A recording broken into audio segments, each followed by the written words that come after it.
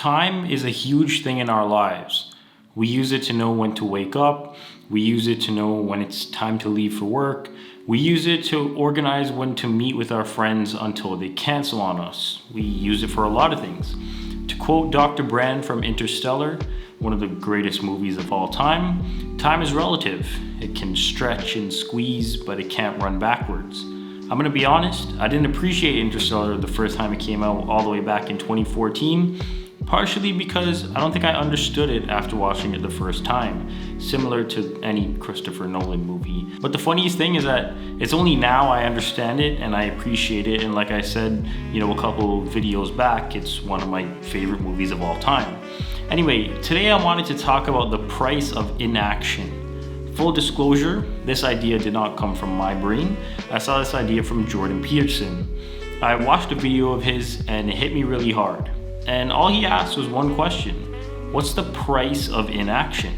The price of staying where you are? The price of accepting the job, when you feel like you could do more with your life, but you don't know how to. I've said before that I think everybody should have a job that they at least tolerate.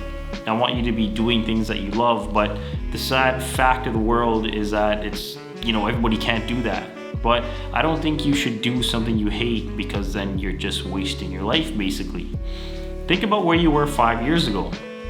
5 years ago, I was working overnight security, working 6 p.m. to 6 a.m., and that was terrible. I was getting up at 4 p.m. to go to work, and I was going to sleep at 8 a.m. when the world was just, waking up. I wouldn't be able to talk to my girl all day because I was sleeping, and that was just a bad time. I worked there for just over a year, and I'm pretty sure I quit on my mom's birthday, which was March 3rd, 2017. Looking back, I should have at least given them notice, but one day I just decided I wasn't going back, I guess. Kids, if you're listening, don't do what I did. Give some type of notice, because it's the courteous thing to do. I'm not saying you can't slack off after you give in your 2-week notice or whatever, but at the minimum, give some notice. But I was just thinking now, what if I never left that job? What if I stayed there, taking those same elevators, walking those same hallways, doing the same things every day, going to bed at 8 a.m., getting up at 4 p.m.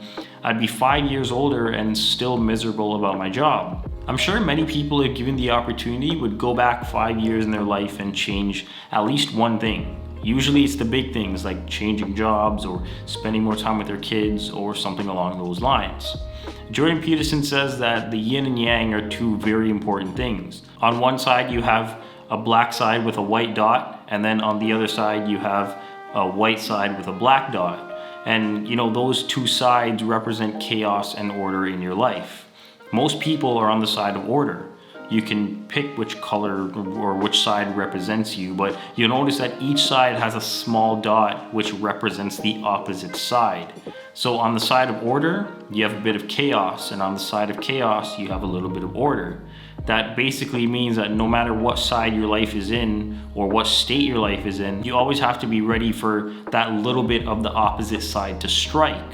So if you have a lot of order in your life right now, always be prepared for chaos to strike. I'm not saying it's gonna happen, but be ready. And if your life is in chaos right now, order can enter your life at any time. Maybe you get a job and you get back on your feet. Maybe you leave a toxic relationship and you stop getting abused. Anything can happen. Bill Ekstrom has an excellent TED Talk, which I'll link down below. And he says that the state of comfort can ruin you, and only in a state of discomfort can you grow. I'm gonna backtrack here for a second to March 3rd, 2017, the day I quit my security job. I quit that job without any other job lined up. Looking back, yes, it was stupid, but that job put me into the chaos state and forced me out of my comfort zone, which was that security job. My mom was complaining that I quit my job without a backup. My girl supported me, I'm not gonna lie, but I'm pretty sure she thought I was going crazy. And it seemed like the whole world, didn't agree with me. Bill said in that TED Talk that I just referenced earlier that the environments that we work and play and live in are basically fish bowls. And these fish bowls dictate your growth. If you live in a small fish bowl, you're gonna be a small fish. If you live in a big fish bowl, you'll be a decent sized fish. But if you live in a pond or an ocean, you have the ability to be a big fish. Think about it. You've never seen a big fish in a small fish bowl. But that also means if you live in a pond or an ocean, you can get eaten. So just be wary of that. Bill introduced me to some things called the growth rings. And the first ring at the bottom is called stagnation. Stagnation is where I was with my security guard job. It killed my creativity, it stole all my energy, and I had no opportunity for growth. The opposite one from stagnation would be chaos. My life went into deep chaos after my mom died, and to this day, I'm still coping with her passing. And to be honest, I don't think it'll ever go away, but I think it'll just fall more and more down the ladder of things that I think about as I get older, I guess. I mean, who really knows at the end of the day? The ring above stagnation is called order. Order is what everybody wants, but order is also the comfort zone. Order is knowing, what you do will bring you a predictable outcome. Getting paid every 2 weeks, your alarm going off in the morning, catching your bus at 7:30 to go to work, things like that. The last ring is complexity. Complexity is when you feel discomfort in your life. Complexity is when you're moving into a new neighborhood and you don't know anybody. Complexity is buying a piano and learning it. Complexity is getting a new game you never played before and trying it out. Complexity is nothing but changed order. And when your order is changed, outcomes are no longer predictable, and it's unpredictability that makes you uncomfortable, and that's what helps you grow. Complexity is the only place where you can grow, because otherwise you're stagnant, which you're not growing at all. Chaos, you're not growing at all. You're just running around not even knowing what you're doing. And order, which is the comfort zone, and there's no growing at all happening there. Sometimes ask myself why I make these videos. Why am I making videos trying to fix Canadian politics when it probably can't be fixed? Why am I trying to get people to be less frustrated? Why am I making videos about the comfort zone? Well, I think these videos are for me as much as they are for you, random internet stranger watching this. I look at these videos as me being in the complexity zone or the growth zone.